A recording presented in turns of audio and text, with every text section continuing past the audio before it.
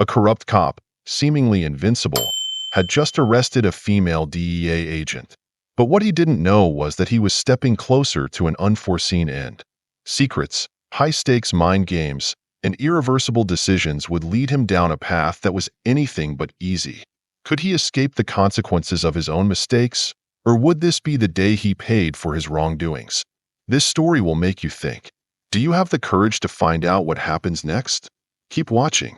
Investigator Lauren Matthews wiped the sweat off her brow as she navigated through the bustling streets of Seattle. The summer heat was relentless, turning the normally temperate Pacific Northwest into a furnace. As one of the top agents of the DEA, she had spent the past 6 months undercover, infiltrating a sophisticated drug trafficking ring. Today was supposed to be the day it all came to an end. Her phone buzzed with a message from the coordinator. They had precise intel that the leader of the ring, Derek Sullivan, was planning a major shipment through the port of Seattle.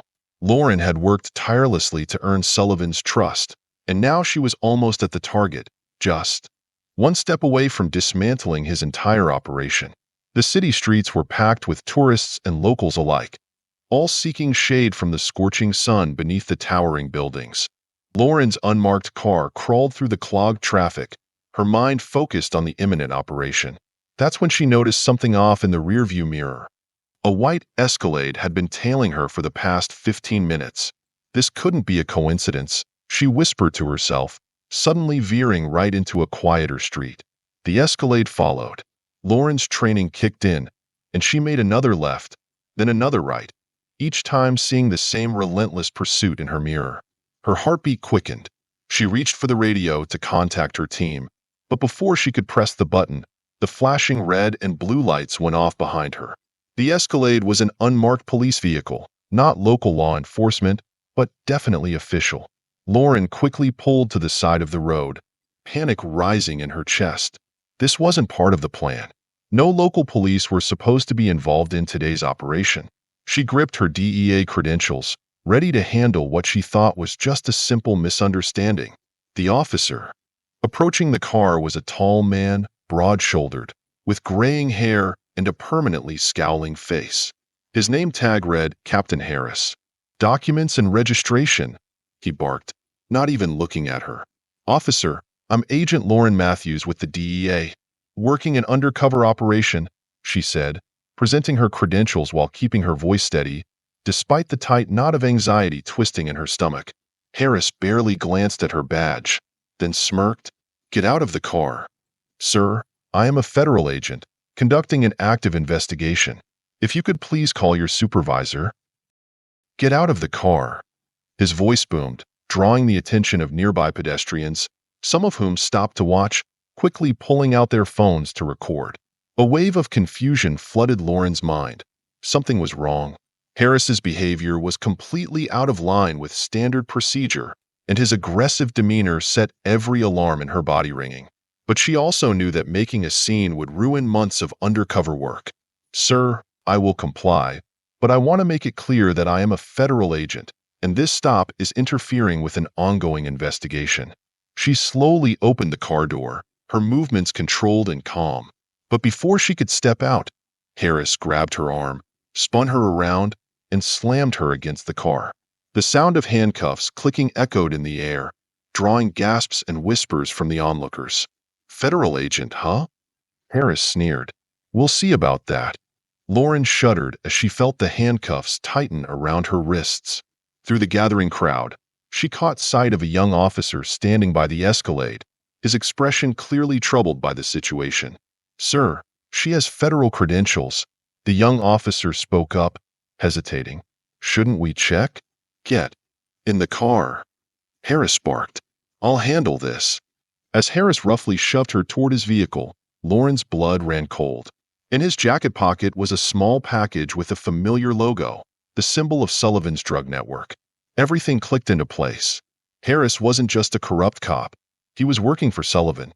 Lauren's phone buzzed again in her pocket, likely her team, wondering where she was. The operation was falling apart, and worse, she was now being detained by someone who was clearly working for the very criminal she was trying to bring down. Harris shoved her into the back seat of the Escalade, and Lauren caught Ethan's gaze again. The young officer was clearly torn by what he had just witnessed, and in that brief moment, Lauren saw exactly what she needed: doubt. The Escalade pulled away from the curb, leaving behind a murmuring crowd and a conflicted officer. Lauren knew that the next few hours would determine not only the fate of her investigation, but possibly her life. Harris drove recklessly through the city, taking sharp turns into deserted streets and alleys, clearly trying to avoid the main roads where they might be seen.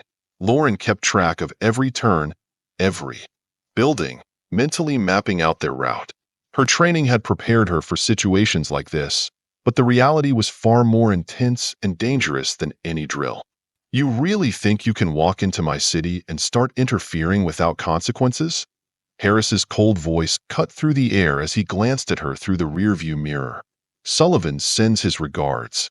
Lauren's suspicions were confirmed. Harris wasn't just taking bribes from Sullivan's organization. He was a key player. This explained how the drug ring had operated so efficiently in Seattle. They had protection from the inside. "How long have you been working for Sullivan?" Lauren asked, trying to keep her voice steady despite the rage bubbling inside her. "Does your whole department know they're working for a drug kingpin?" Harris's knuckles tightened on the steering wheel. "You don't know this city or how it works. Sometimes, keeping the peace means making deals with the devil. Sullivan keeps order on the streets. No gang wars, no turf disputes. Everyone gets a piece, and everyone's happy, except for those who die from the poison drugs his organization pushes." Lauren fired back immediately. "Or have you forgotten the teens who overdosed last month?" Harris's face darkened. "Casualties happen in every line of work. The alternative is chaos." The Escalade turned into an empty industrial street, flanked by abandoned warehouses.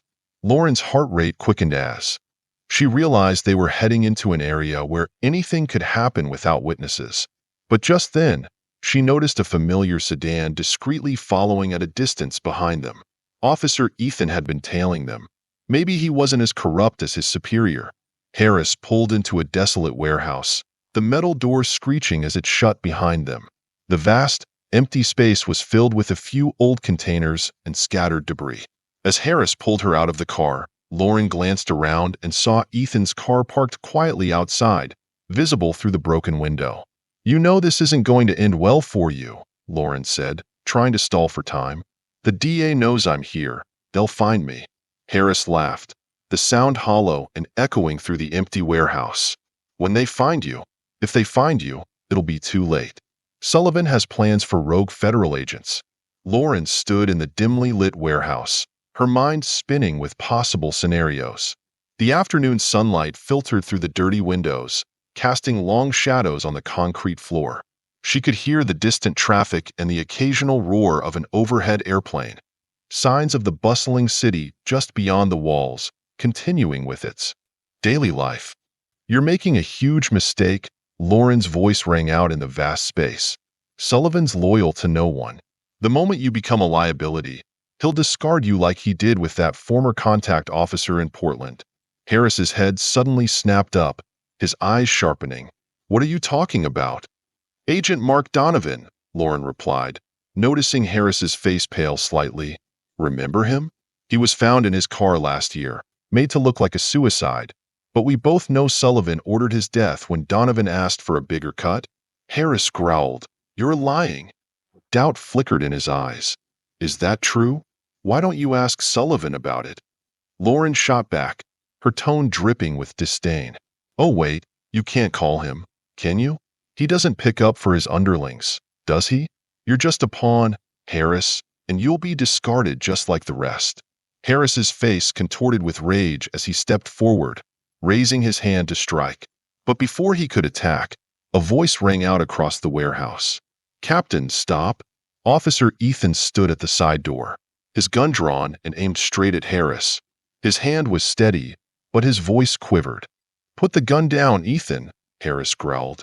"You don't want to do this." "I think I do," Ethan replied, his voice firming up. "I followed you because something didn't sit right. Then I called to verify Agent Matthews' credentials. She's right.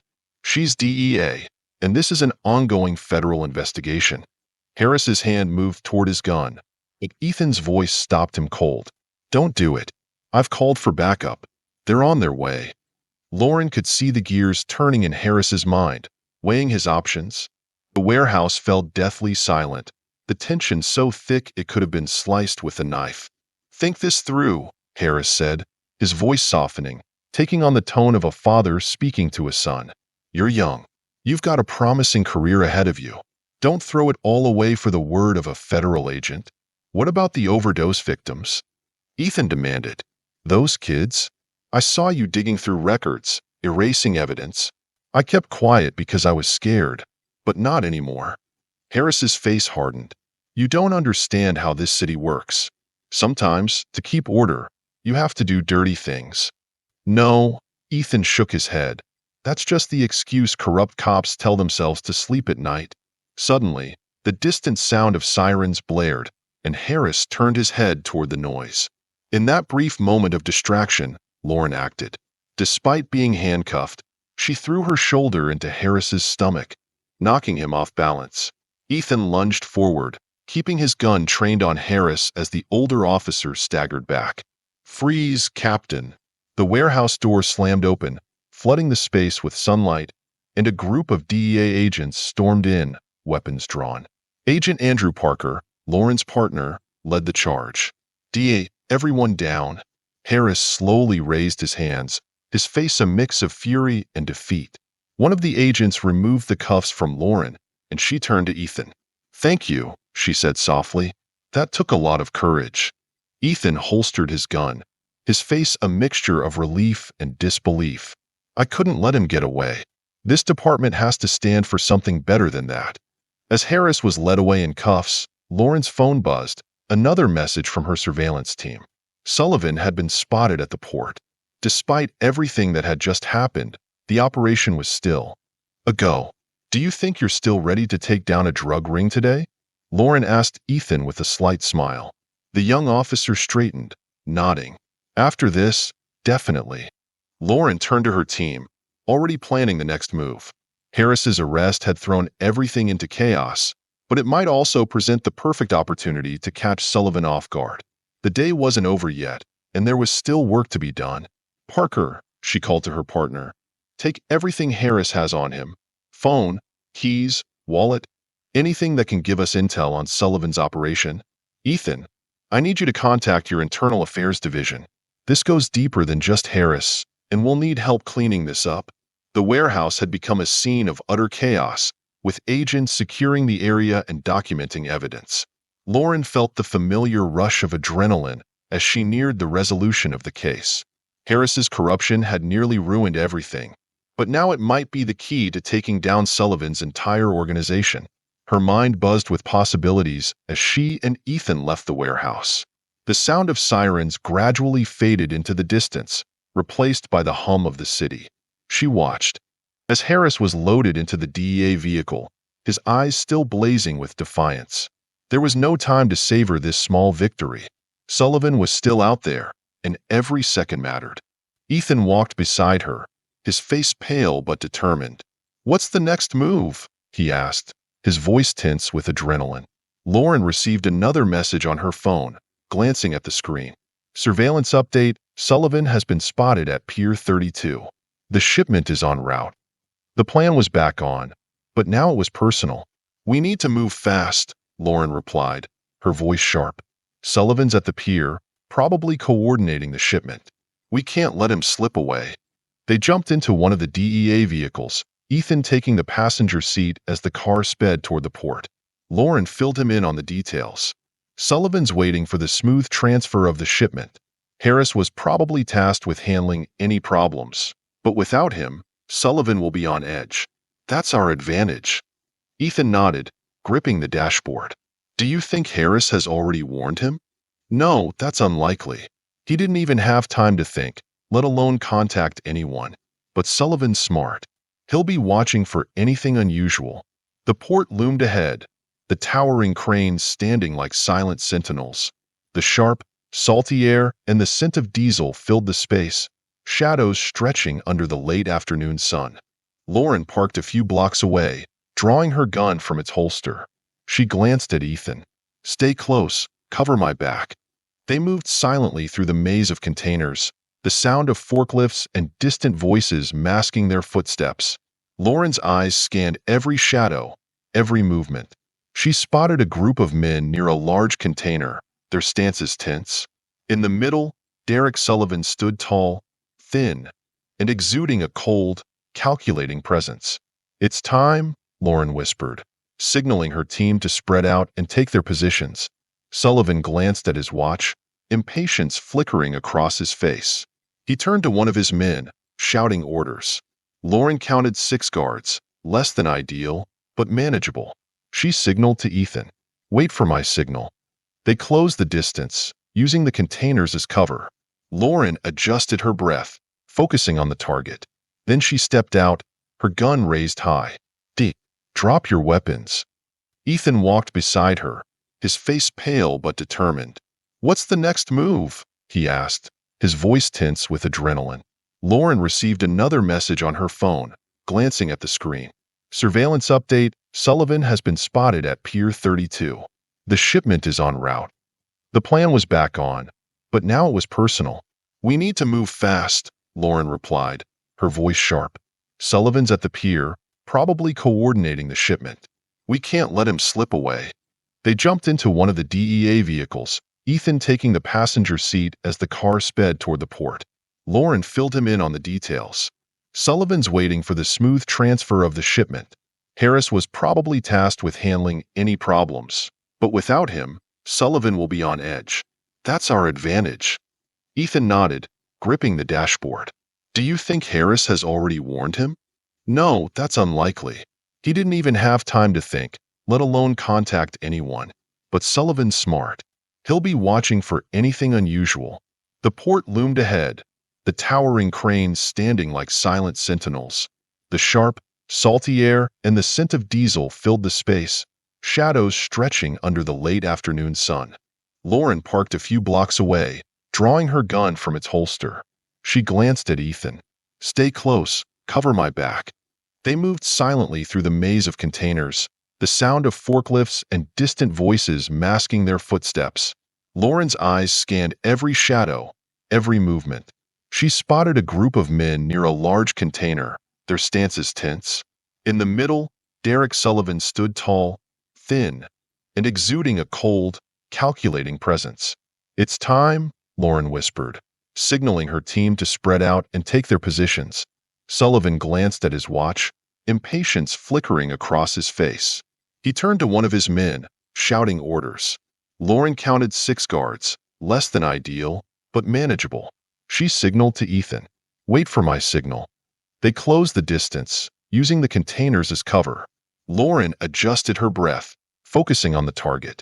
Then she stepped out, her gun raised high. "Drop your weapons." They headed back to command headquarters, where Agent Andrew Parker was waiting. He raised a phone, now sealed as evidence.